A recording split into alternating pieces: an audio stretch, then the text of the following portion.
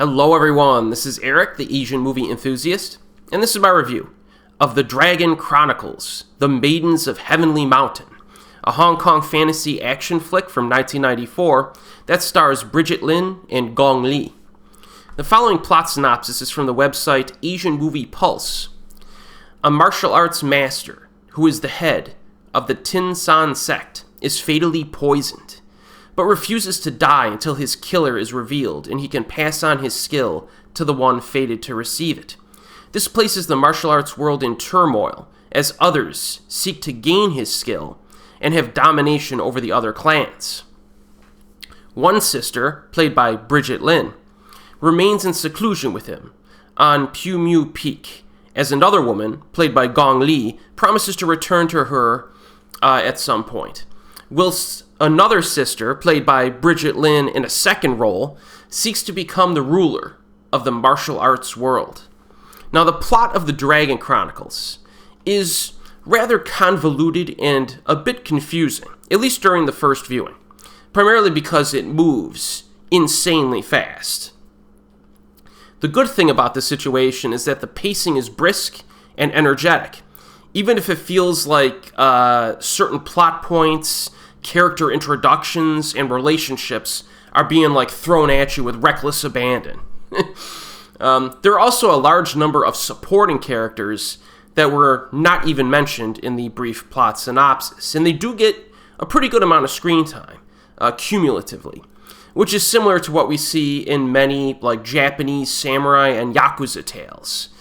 In like manner, the characters and story in the Dragon Chronicles have kind of grown on me after multiple viewings, because I felt like I was able to process it a bit more in terms of what was going on compared to the first time I saw it. And this is similar to, like I said, some of the Japanese samurai and Yakuza tales, or even some Korean gangster movies.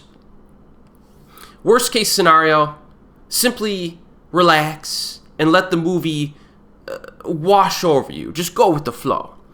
And the first time you watch this, just enjoy the visuals, the other entertaining aspects to it, the characters and the actors, and just follow the story as well as you can. Now, one side effect of this ensemble-like structure is that we do not spend as much time with Brigitte Lin or Gong as you might expect going into the film. Now, in fairness, they do get a healthy and satisfying amount of screen time, but the story definitely takes some detours along the way. And, there are certain sections where you don't see them very much. So just understand that before going into it. As mentioned in the plot synopsis, Brigitte Lin plays two different characters, one good and one kind of evil.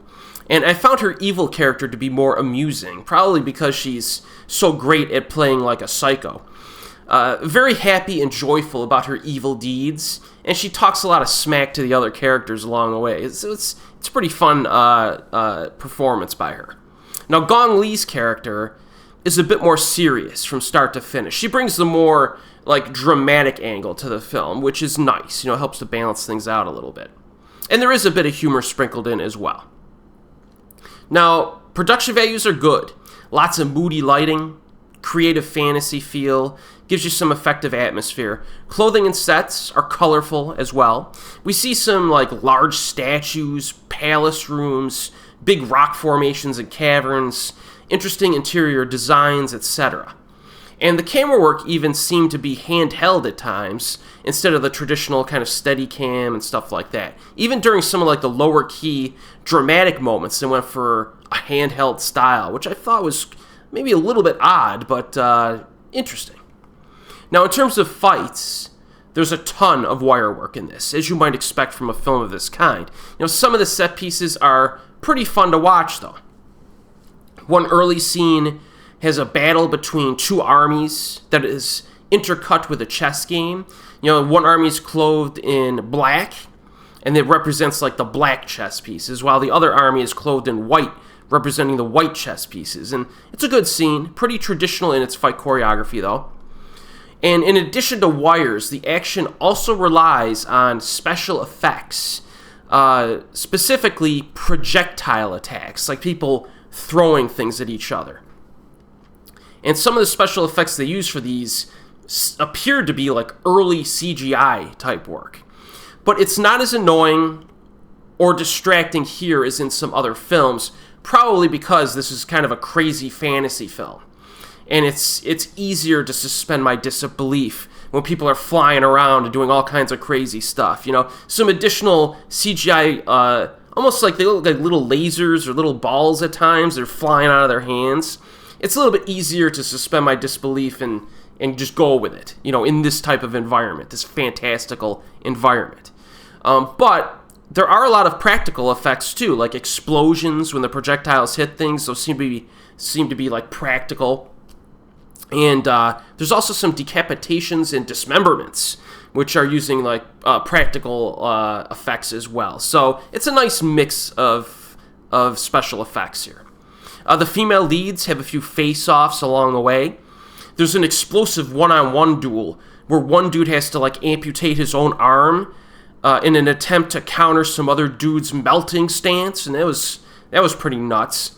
Lots of magical teleportation that occurs, and then the finale is like multiple characters, and I won't tell you exactly what happens, but it's a pretty satisfying conclusion.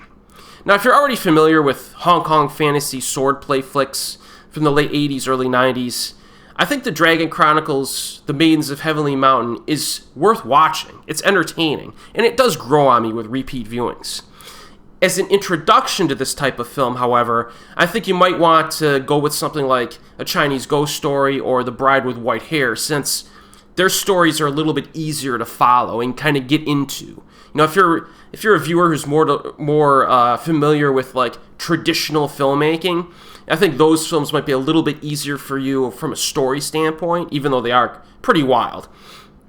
But this one, I could see people just getting kind of lost. But in any case, I enjoyed it. And the film is available actually on a Region A Blu-ray from Hong Kong. I'm pretty sure I bought it on DDD House, or perhaps Yes Asia. And if you've seen this film, let me know what you think of it. How does this film rank in your like list of Hong Kong fantasy swordplay flicks? You know, is it like high on the list? Is it kind of in the middle? I would be interesting to see how people rank this within its subgenre of film. And as always, folks, I'll see you next time.